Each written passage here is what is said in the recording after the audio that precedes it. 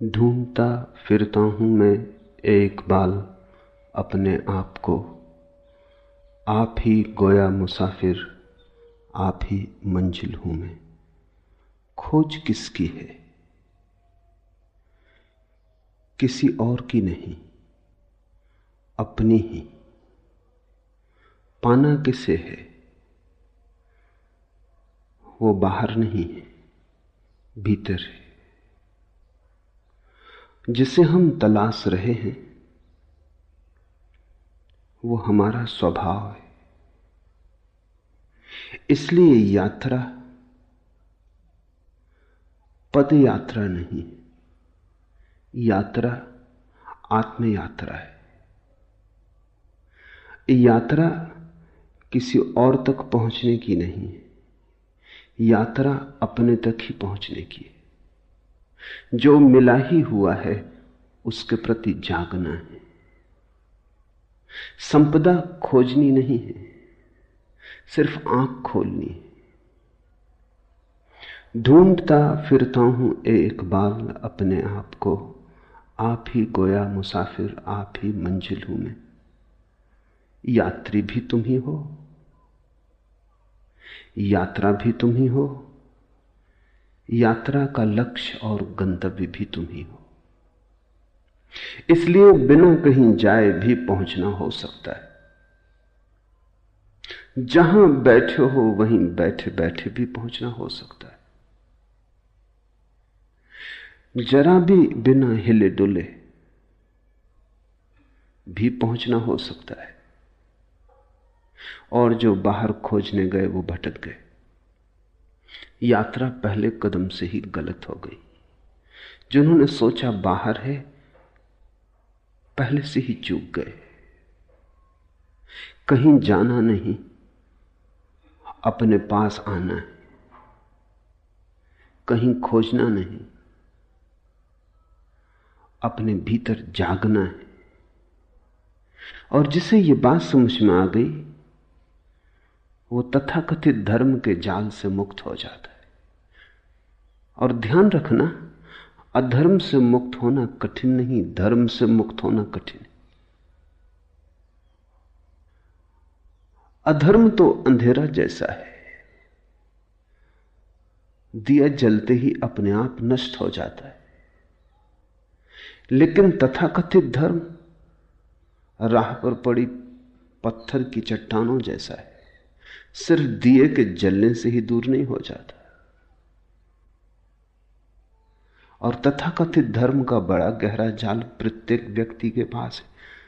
तुम्हें ऐसा व्यक्ति खोजना मुश्किल होगा जो न हिंदू है, न मुसलमान है, न ईसाई है, न जैन है, न बौद्ध है, न सिख है। कोई न कोई जाल पास है। खालिस आदमी खोजना मुश्किल है, और खालिस आदमी ही स्वयं तक आ सकता है। जिसे तुमने धर्म समझा है वो तुम्हारे बाजार का ही हिस्सा है, और जिसे तुमने मंदिर समझा है वो परमात्मा के नाम की दुकान है। कुछ दिन पहले मैं एक कहानी पढ़ता था। एक गांव में एक महाकंजूस था, यहूदी या कहें मारवाड़ी।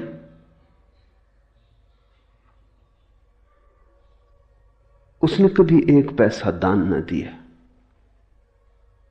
गांव में भिखारी भी उसके घर की तरफ नहीं जाते थे। अगर कोई नया भिखारी उसके घर की तरफ जाता तो लोग समझ जाते कि नया भिखारी। जिसको थोड़ा भी पता है वो कभी भीख मांगने उसके द्वार पर न जाएगा। उसने कभी दिया ही नहीं।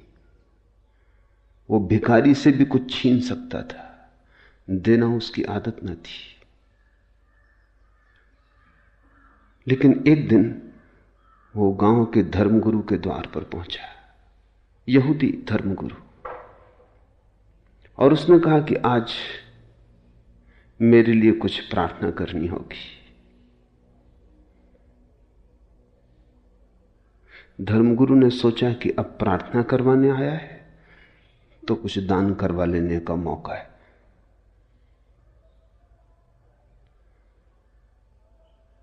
लेकिन यहूदी कंजूस भी सोच विचार के ही आया था। पूछा धर्मगुरु ने क्या प्रार्थना करनी है? उस कंजूस ने कहा कि मेरी पत्नी बीमार पड़ी है, मर जाए, ये प्रार्थना करनी। धर्मगुरु ने कहा दान क्या दोगे? उस कंजूस ने कहा कि जीवन अगर मांगता तब तो दान मांगना उचित भी था। मौत मांग रहा हूं, इसके लिए भी दान देना पड़ेगा। कुछ तो संकोच करो। वो मौत मांगते संकोच नहीं कर रहा है। कुछ तो थोड़ा ख्याल करो, कुछ तो दया करो। धर्मगुरु ने देखा कि इतना आसान नहीं है मामला। उसने कहा कुछ भी हो, मौत हो कि जीवन हो, प्रार्थना तो तभी हम करेंगे जब कुछ दान हो। तो उसने कहा अच्छा 1 रुपया दे देंगे। बहुत धर्मगुरु ने जोर डाला तो उसने कहा 2 रुपया दे देंगे। ऐसे कुछ बात बनती ना दिखी तो धर्मगुरु ने कहा सुनो, मौत की प्रार्थना की नहीं जा सकती। कोई उल्लेख ही नहीं है शास्त्र में कि किसी की मौत के लिए प्रार्थना कभी की गई हो। परमात्मा से लोग जीवन की प्रार्थना करते हैं, मौत की नहीं। तो मुझे क्षमा करो, ये काम मुझसे ना हो सकेगा। धर्मगुरु ने कहा छोड़ो भी ये बातें कानूनी, 5 रुपए दे सकता हूं। धर्मगुरु बोला कि नहीं, ये हो ही नहीं सकता, प्रार्थना तो जीवन की ही हो सकती है। लेकिन एक तरकीब तुम्हें मैं बता देता हूं, क्योंकि कानून में सब जगह तरकीब तो होती ही है। शास्त्रों में ऐसा कहा है कि अगर कोई आदमी मंदिर को दान का वचन दे और 3 महीने के भीतर दान न दे तो उसकी पत्नी मर जाती, दंड स्वरूप। तो तुम दान की घोषणा कर दो, देने की तो कोई जरूरत ही नहीं है, पत्नी 3 महीने के भीतर मर जाएगी। तो उस महाकंजूस ने कहा जब देना ही नहीं है तो उसने कहा तब ठीक है, तब 1 लाख रुपया दान दे देंगे। जब देना ही नहीं है, धर्मगुरु ने कहा जब देना ही नहीं तो क्या लाख, क्या 10 लाख? अरे 10 लाख ही कह दो। थोड़ा सा खुशाया, क्योंकि कल्पना में भी देना कष्टकर मालूम होता है। उसने कहा 10 लाख ज्यादा हो जाएंगे। पर धर्मगुरु ने कहा जब देना ही नहीं है तो जैसा 1 वैसा 10 लाख। वो बड़े बेमन से राजी हुआ, लौट गया घर। पत्नी मरी तो नहीं, बीमार थी, ठीक हो गई। वो बड़ा चकित हुआ। 3 महीने पूरे हुए, वो वापस आया। उसने कहा कि तो नियम काम नहीं किया। धर्मगुरु ने कहा कि देखो, शास्त्र कहता है दंड स्वरूप, एज ए पनिशमेंट, मगर तुम तो चाहते हो कि पत्नी मर जाए, इसलिए ये तुम्हें दंड तो ना होगा, ये तो पुरस्कार हो जाए। इसलिए प्रार्थना व्यर्थ गई। अगर तुम सच में ही चाहते हो पत्नी मर जाए, तुम अब ऐसा करो कि जाके बाजार से कुछ हीरे जवाहरात खरीदो, कुछ सुंदर साड़ियां खरीदो, पत्नी को भेंट करो। पत्नी तुम्हारे प्रति इतनी प्रेम से भर जाए और तुम भी इतने प्रेम से भर जाओ कि तुम्हारे प्राण कहने लगे कि नहीं अब मत मार, हे परमात्मा अब मत मारना। तब वो मारेगा कि तभी तो दंड हो सकता, नहीं तो नियम। ये बात जची। पर उसने कहा हीरे जवाहरात मैंने कभी खरीदे नहीं। धर्मगुरु ने कहा क्या हर्ज है, पत्नी तो मर ही जाएगी, तुम बेच देना, थोड़ा लाभ ही भला हो जाए, नुकसान तो क्या होगा, चीजों के दाम तो रोज बढ़ते ही जाते। ये बात जची। वो गया, उसने हीरे जवाहरात खरीदे, साड़ियां खरीदी बहुमूल्य, कभी खरीद के घर लाया न था। पत्नी तो हैरान हो गई कि इसमें ऐसा रूपांतरण हुआ। निश्चित ही धर्मगुरु की कृपा से हुआ होगा, मंदिर गया इसीलिए हुआ होगा। उसने भी पहली दफा उसे प्रेम से देखा और पत्नी उसे इतना प्रेम करने लगी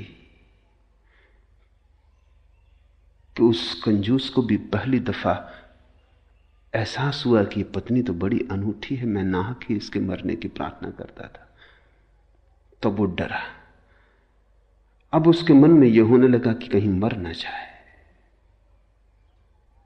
और 3 महीने करीब होने के पास आ रहे थे और पत्नी बीमार पड़ गई। तो घबराया हुआ पहुंचा धर्मगुरु के पास। उसने कहा, ये तो मुसीबत हो गई, नियम काम करता मालूम पड़ रहा है, पत्नी बीमार पड़ गई, अब कैसे बचाएं उसे। धर्मगुरु ने कहा कि वो जो 10 लाख दान दिया था वो दान दे दो, अब तो बचने का और कोई उपाय नहीं।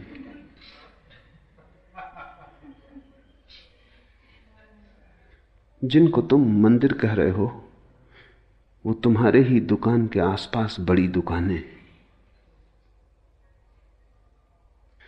वहां भी व्यापार के वही नियम काम कर रहे हैं। धर्मगुरु तुम्हारे तुमसे भिन्न नहीं, हो भी नहीं सकते, नहीं तो तुम्हारे धर्मगुरु कैसे होंगे। तुम्हारे धर्मगुरु होने के लिए तुम्हारे जैसा ही होना जरूरी है। तुम्हारा ही गणित, तुम्हारा ही हिसाब, तुम्हारे ही मन का व्यवसाय। तुम्हारा मंदिर तुम्हारे जैसा है। ध्यान रखना, तुम्हारा मंदिर तुम्हारा है, परमात्मा का नहीं। तुमने ही बनाया है और तुमने जो मूर्ति स्थापित की है वो तुम्हारी ही मूर्ति होगी। परमात्मा की तो मूर्ति का तुम्हें पता भी कहां है। और तुम जिस मूर्ति के सामने झुके हो वो अपनी ही धारणाओं के सामने झुकना है। परमात्मा की कोई मूर्ति बनानी जरूरी नहीं, क्योंकि वो तो तुम में मूर्तिमान हुआ है। तुम्हें कहीं बाहर झुकने का सवाल नहीं, भीतर झुकने की कला आ जाए। ध्यान रखना, किसी के सामने भी झुकने का सवाल नहीं है, बस झुकने की कला आ जाए। झुकना तुम्हारा स्वभाव बन जाए। जिस दिन भी तुम भीतर झुकोगे तुम पाओगे मंदिर के सामने खड़े हो। जिस दिन भी भीतर तुम्हारी अकल टूटेगी, अहंकार गिरेगा, तुम पाओगे ये चिन्ह में मंदिर तो सदा से भीतर था। मैं मृण में मंदिरों में खोजता था, आदमी के बनाए घरों में पुकार रहा था, और जिसे मैं खोज रहा था वो मेरे भीतर सदा मौजूद था। ढूंढता फिरता हूं एक बाल अपने आप को, आप ही गोया मुसाफिर, आप ही मंजिल हूं मैं। तुम ही हो भगवान और तुम ही हो भक्त,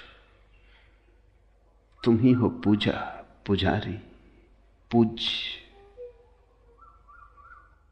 और जब तक तुम्हें यह बात स्मरण ना आ जाए तब तक तुम भटकते ही रहोगे। इसलिए बुद्ध न तो परमात्मा की बात करते हैं न प्रार्थना की बात करते हैं, बुद्ध केवल ध्यान की बात करते हैं। अब प्रमाद,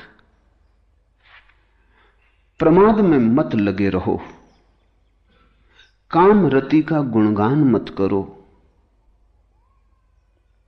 प्रमाद रहित व ध्यान में लगा पुरुष विपुल सुख को प्राप्त होता है। एक एक शब्द समझ लेने जैसा है। प्रमाद में मत लगे रहो। जैसे तुम जी रहे हो वो जीवन प्रमाद का है। प्रमाद का अर्थात मूर्छा का, वो जीवन तंद्रा का है। कभी कभी तुम भी जागते हो तो तुम्हें भी लगता है तुम व्यर्थ ही जी रहे हो। ऐसा आदमी खोजना मुश्किल है जिसे कभी कभी झलक ना आती हो कि मैं क्या व्यर्थ जी रहा हूं। किसी दिन सुबह उठ के ऐसा लगता हो क्या सार है इसमें। रोज उठता हूं, रोज जागता हूं, दौड़ता हूं, बाजार है, दौड़ धूप है, आपाधापी है, कमाना है, सांझ फिर सो जाना है, फिर सुबह उठाना। सुबह होती, शाम होती, उम्र यूं ही तमाम होती, लेकिन किस लिए? क्या प्रयोजन है इस सब का? एक दिन ऐसे ही दौड़ते दौड़ते राह में गिर जाऊंगा, धूल धूल से मिल जाएगी। क्या परिणाम होगा इस सब यात्रा का? और तुम कोई पहले नहीं हो। तुम जिस धूल पर चल रहे हो वो न मालूम कितने लोगों को अपने में समा चुकी। तुम जिसे रास्ता कहते हो वहां कितने लोगों का मरघट नहीं बन गया है। थोड़े गौर से अपनी चारों तरफ देखो तो दिखाई पड़ेगा आग बुझी हुई इधर, टूटी हुई तनाव उधर। क्या खबर इस मुकाम से गुजरे हैं कितने कारवां। जरा गौर से देखो अपने चारों तरफ, आग बुझी हुई इधर, टूटी हुई तनाव उधर। कितने खंडहर पड़े। कहीं आग बुझी पड़ी है, जैसे किसी ने कभी जल्दी थोड़े ही समय पहले रोटी बनाई हो। चीजें टूटी फूटी पड़ी हैं। कोई गुजरा है। क्या खबर इस मुकाम से गुजरे हैं कितने कारवां। कितने लोग, कितने यात्री इस मुकाम से गुजर चुके और खो गए। उनका कोई चिन्ह भी खोजे नहीं मिलता। ऐसे ही तुम भी खो जाओगे। ये बोध सभी को कभी ना कभी पकड़ लेता है, लेकिन तुम इसे झुठला देते हो। तुम अपने को संभाल लेते हो। तुम्हारा संभालने का मतलब क्या है? तुम अपने को संभलने नहीं देते। जब कभी संभलने का क्षण आता है, तुम फिर अपने पुराने ढांचे में लग जाते हो। दौड़ के दुकान पे पहुंच जाते हो, या रेडियो खोल लेते हो, या अखबार पढ़ने लगते हो, या किसी से बातचीत करने में लग जाते हो। घबराहट होती है कि ये क्षण खतरनाक हो सकते, क्योंकि इन्हीं क्षणों में वैराग्य जन्मता है, इन्हीं क्षणों में सन्यास का जन्म होता है। तुम यहां वहां उलझा लेते हो ताकि ये खतरनाक बातें तुम्हें दिखाई ना पड़े। तुम किसी झूठ में तल्लीन हो जाते हो। सत्य अगर जगाने को तुम्हारे पास भी आता है तो तुम करवट ले लेते हो, फिर नई नींद में खो जाते हो। ऐसा आदमी तो खोजना ही मुश्किल है जिसको कभी ना कभी ये दिखाई ना पड़ता हो कि ये सब व्यर्थ है जो मैं कर रहा हूं। लेकिन फिर भी आदमी वही किए चला जाता है जो व्यर्थ दिखाई पड़ता है। प्रकाश के किन्हीं क्षणों में, ज्योतिर्मय चैतन्य की किसी अवस्था में, जब सब व्यर्थ दिखाई पड़ता है, तब फिर तुम कैसे अंधेरे में उतर आते हो बार बार। इसे बुद्ध प्रमाद कहते।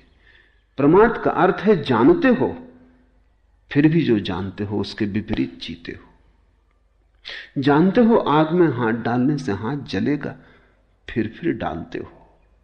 पुराने घाव भी नहीं मिट पाते हो, फिर हाथ डाल देते हो। निश्चित ही तुम होश में नहीं हो सकते, बेहोश हो, कोई बड़ी गहरी तंद्रा में जी रहे हो। प्रमाद में मत लगे रहो। ये जो कभी कभी प्रकाश के क्षण तुम्हारे जीवन में आते हैं, इनको सहारा दो, सहयोग दो, इनको घना करो, इनको पुकारो, इनकी प्रार्थना करो, इनका स्वागत करो, इनको संभालो अपने भीतर, इनको संजो, क्योंकि इनसे बड़ी कोई संपदा नहीं। और अगर तुम इनके साथ सहयोग करो, स्वागत करो, इन्हें स्वीकार करो, अंगीकार करो, तो ये क्षण बढ़ते जाएंगे। इन क्षणों के बढ़ते जाने का नाम ही ध्यान है। ध्यान का अर्थ है जागा हुआ चित्त। प्रमाद का अर्थ है सोया हुआ चित्त। इसलिए बुद्ध और महावीर ध्यान के लिए अप्रमाद शब्द का प्रयोग करते हैं। प्रमाद में मत लगे रहो, काफी लगे रहे हो। और तुम हजार बहाने खोज लेते हो लगे रहने के। तुम कहते हो अभी बच्चे बड़े हो रहे, तुम कहते हो अभी तो महत्वाकांक्षा के दिन है, थोड़ा और कमा लूं। तुम कहते हो अभी तो जवान हूं, ये धर्म और वैराग्य ये तो बुढ़ापे की बातें। एक युवक को मैंने सन्यास दिया, उसका बूढ़ा बाप आ गया। बूढ़े बाप की उम्र होगी कोई 70-75। उसने कहा आप भी क्या अन्याय कर रहे, जवान आदमी को सन्यास देते। शास्त्रों में तो कहा है कि सन्यास तो अंत में लेने की बात है। मैंने कहा छोड़ो, तुम्हारे लड़के का सन्यास वापस ले लेंगे, तुम सन्यास लेने को तैयार हो? तुम तो 75 वर्ष के हुए, कब आखिर आएगा? वो आदमी मुस्कुराने लगा। उसने कहा आपकी बात ठीक है, लेकिन अभी बहुत दूसरे काम भी हैं, अभी दूसरी उलझने भी हैं। तो मैंने कहा कि इस लड़के का मैं सन्यास वापस ले सकता हूं अगर तुम सन्यास लेने को तैयार हो।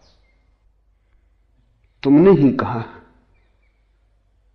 मगर वो आदमी सिर्फ तर्क दे रहा था लड़के को सन्यास से बचाने को, खुद सन्यास लेने के लिए वो तर्क काम का नहीं था। लोग जवान रहते हैं तब कहते हैं अभी तो जवान है, और जब बूढ़े हो जाते हैं तब वो कहते हैं अब तो बूढ़े हो गए। जब कश्ती साबितो सालिम थी, साहिल की तमन्ना किसको थी? अब ऐसी शिकस्ता कश्ती पर साहिल की तमन्ना कौन करे? जब नाव जवान थी, जब कश्ती साबितो सालिम थी, साहिल की तमन्ना किसको थी? तब कौन फिक्र करता था किनारे की? कौन आकांक्षा करता था किनारे की? तब तो तूफानों से जूझ लेने का मन था। जब कश्ती साबितो सालिम थी, साहिल की तमन्ना किसको थी? अब ऐसी शिकस्ता कश्ती पर अब बुढ़ापा आ गया, अब नाव जरा जीर्ण हो गई। अब ऐसी शिकस्ता कश्ती पर साहिल की तमन्ना कौन करे? प्रमाद से भरा चित्त अपने सोने के लिए उपाय ही खोजता रहता है। जवान हो तब कहता है अभी जवान है, बूढ़ा हो जाए तो कहता अब बूढ़े हो गए, अब क्या कर सकेंगे। बच्चे बच्चे हैं, कैसे संन्यास्त हो जाएं। जवान जवान हैं, अभी तो जिंदगी बहुत शेष है। बूढ़े बूढ़े हो गए, अब तो कुछ शेष ही ना रहा। तुम प्रमाद के लिए तर्क खोजते हो। प्रमाद को जो तर्क सहारा देता है उसी को शास्त्रों ने कुतर्क कहा है। प्रमाद से जो जगाता है उसी तर्क को शास्त्रों ने सुतर्क कहा है। जो तर्क तुम्हें नींद में डुबाए रखता है वो आत्मघाती है, वो जहर है। उसमें दबे दबे तुम मर जाओगे। उसमें बहुत मर चुके हैं। तर्क का उपयोग अपने को जगाने के लिए करना। जैसे जैसे तुम जागने के लिए थोड़ा रास्ता बनाओगे, तुम पाओगे जागृति के और क्षण आने लगे।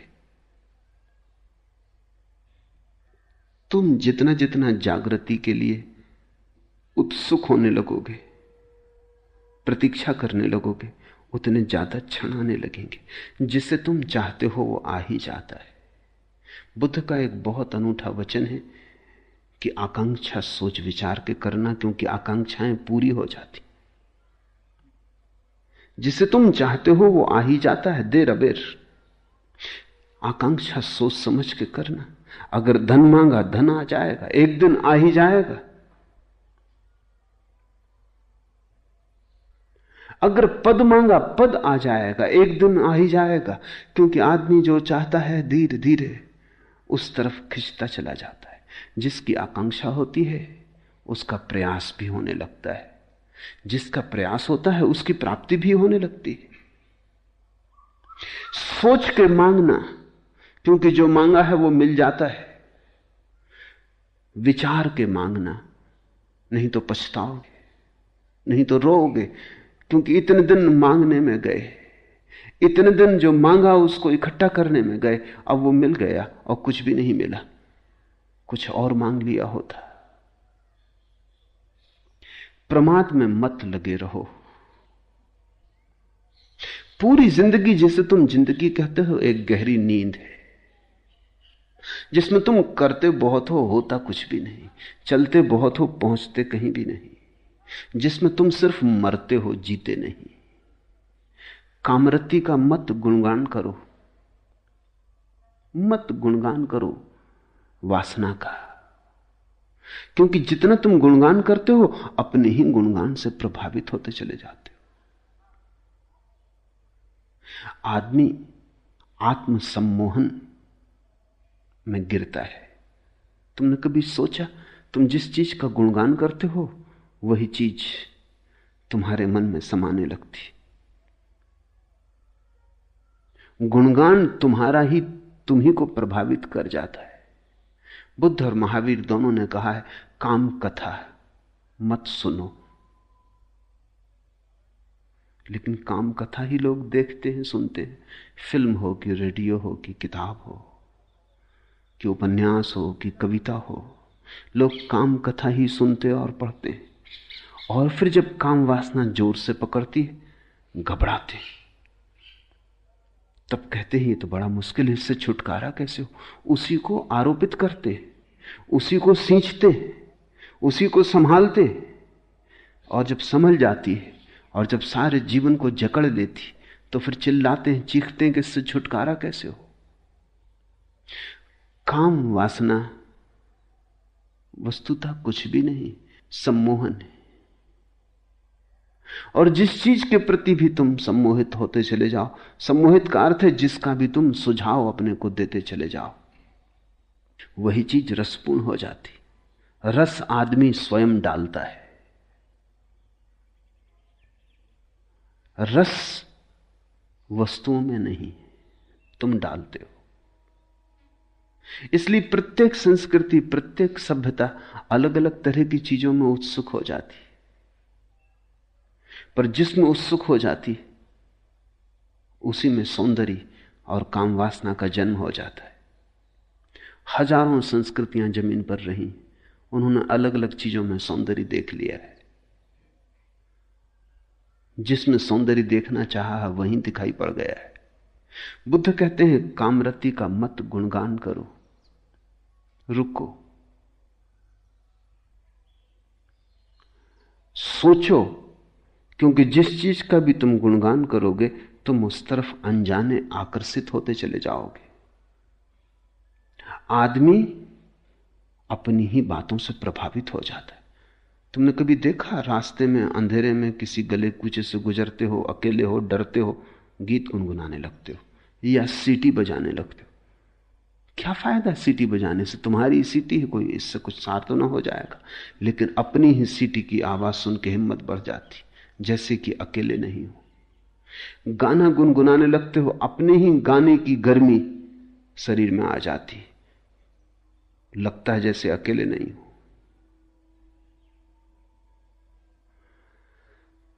तुमने अपने जीवन को अपने ही सुझावों से भर लिया है, तुम उन्हीं में गिरे हो, उन्हीं में दबे हो।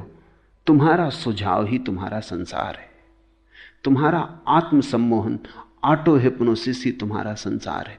और जब बुद्ध या शंकर कहते हैं संसार माया है, तो तुम ये मत समझना कि इन वृक्षों चांद तारों के संबंध में कह रहे हैं। वो उस संसार के संबंध में कह रहे हैं जो तुमने अपने चारों तरफ खड़ा कर लिया है, जिसको तुमने ही अपने सपनों में रंग लिया है, जिसके रंग तुम्हारे मन के दिए हुए हैं। ये संसार तो बड़ा सत्य है, लेकिन इस संसार का तो तुम्हें पता ही नहीं है। तुम्हें तो वही दिखाई पड़ता है जो तुम देखना चाहते हो, तुम्हें तो वही दिखाई पड़ता है जिसकी तुम कामना करते हो। पूरी मनुष्य जाति कामरति के गुणगान में पागल हुई जा रही। तुम्हारे कवि 100 में से 99% काम वासना का गुणगान करते, तुम्हारे उपन्यासकार काम वासना के शास्त्र लिखते, तुम्हारे फिल्म निर्माता काम वासना की फिल्में बनाते। हर चीज काम वासना के आसपास घूम रही। अगर कार भी बेचनी हो तो एक नग्न स्त्री को या सुंदर स्त्री को उसके पास खड़ा करना पड़ता। कार नहीं बिकती, सुंदर स्त्री बिकती। कुछ भी बेचना हो, दंत मंजन बेचना हो कि टूथपेस्ट बेचना हो, तो एक स्त्री के हंसते हुए दांत दिखाई पड़ने चाहिए, वो दांत बिकते। कुछ भी, छोटी सी चीज से लेकर बड़ी चीज तक, सारे बाजार में काम वासना बिकती। और फिर तुम राम को पाना चाहते हो, मुश्किल में पड़ जाते हो, अपना ही दलदल खड़ा कर लेते हो, उसमें खुद ही उलझ गए हो।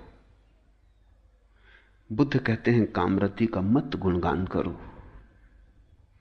क्योंकि वो गुणगान तुम्हें सुलाएगा, वो लौरी बन जाएगा और तुम प्रमाद में डूब जाओगे। अगर गुणगान ही करना है तो निर्वाण का करो, मोक्ष की चर्चा करो। अगर गुणगान ही करना है तो सत्य का करो, सपनों का नहीं। लेकिन सत्य को सुनने को कौन आता है? सत्य का गुणगान सुनने की किसको इच्छा है?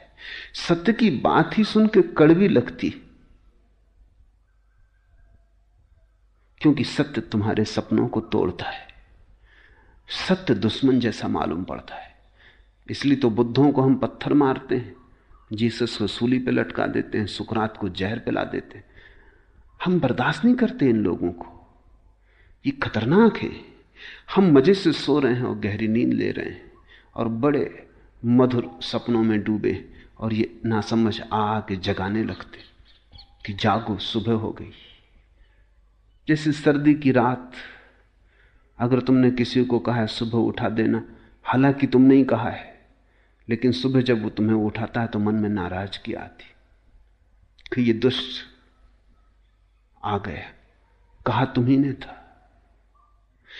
तो जब साधारण सर्दी की रात में सुबह उठने में ऐसी कठिनाई हो जाती, लोग अलार्म घड़ी को उठा के पटक देते। अलार्म घड़ी का क्या कसूर है? तुम्ही ने भरा था अलार्म, तुम्ही ने बिस्तर के पास रखी थी।